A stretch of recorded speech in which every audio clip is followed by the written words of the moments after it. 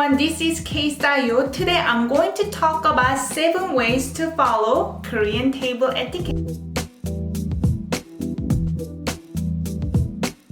Welcome back. My name is Young. If you're new to the channel, I post videos every single week about Korean culture and language.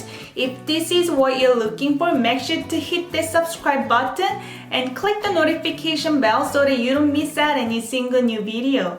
So today I'm going to talk about 7 ways to follow Korean table etiquette. So these 7 etiquettes I have organized to talk about today are completely from my personal experience. So it may not be 100% that you must apply in every situation, but I hope this helps to guide what kind of culture we have. These table etiquettes will be used more so when you're eating food with people who are a lot older than you. Number 1, imagine that there is a food on the table and somebody prepared delicious food for you, and before you eat anything, you're going to say 잘 먹겠습니다. So 잘 is well, 먹 is from 먹다 to eat, 겠습니다 is will. So I will eat well, meaning I will enjoy the meal. So this phrase is sort of equivalent to French phrase bon appetit. So that means enjoy your meal. But in Korean culture, we say I will eat well. Number 2, do not lift your chopsticks or spoon before older people lift theirs.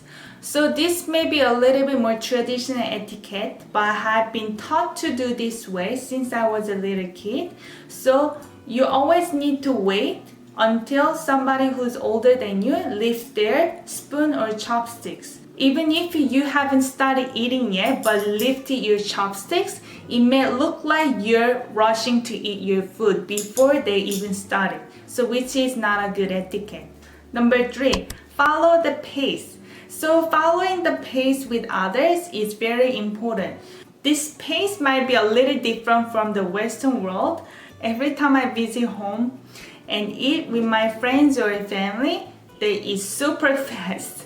So I guess I'm kind of used to eating a bit slowly and taking time and can have conversation.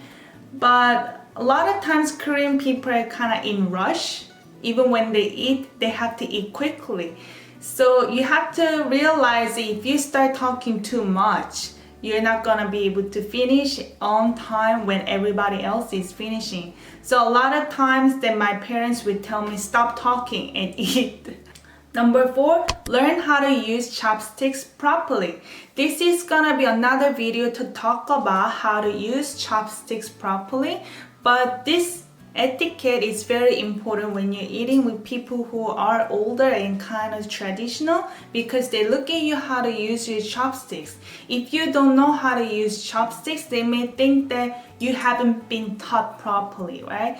So when I was a kid, I had such an issue with using chopsticks properly. My parents would hit my hands or make fun of me. I'm not using chopsticks in a proper way. I had to force myself to learn chopsticks properly because I was using like funny way or like, yeah, I didn't use properly. Number 5, enjoy your food. What this means that you want to show your appreciation by enjoying the food for somebody who prepared the food for you. Oftentimes in our culture, we make noise when we eat. Or certain food you don't want to use the chopsticks because it's we know that it has to be done by fingers. Such as when you're eating meat off the bone, you don't want to pick it up with chopsticks and start eating. So older people would think that if you're using chopsticks for food that you're supposed to use fingers, you're not really enjoying the food. You're just like picking out what you want to eat. So sort of you have to understand what kind of food you should eat with fingers. You can watch how other people are eating and don't be afraid of making noise. Number 6, get used to sharing food with others. In our culture, we prepare a dining table of one stew and lots of side dishes, and you get your own bowl of rice. So oftentimes stew or side dishes are shared. So you may think that, oh, how about my side dish? But it doesn't work out that way. Usually you pick with your chopsticks and put it on your plate and eat it.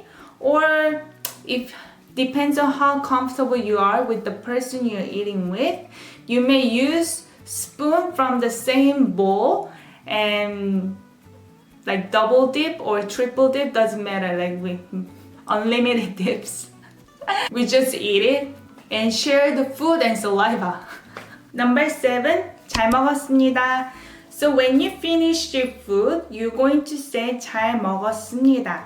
잘, well, again, 먹 is eat. 먹었습니다, that becomes a past tense. I ate well.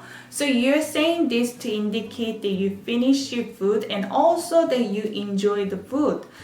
I hope these 7 etiquettes are useful for you. Next time when you go out to a Korean restaurant with your friends or family, try to apply these etiquettes and let me know how it works out. If you have any questions, as always, please feel free to comment down below and I see you guys next time. Bye bye!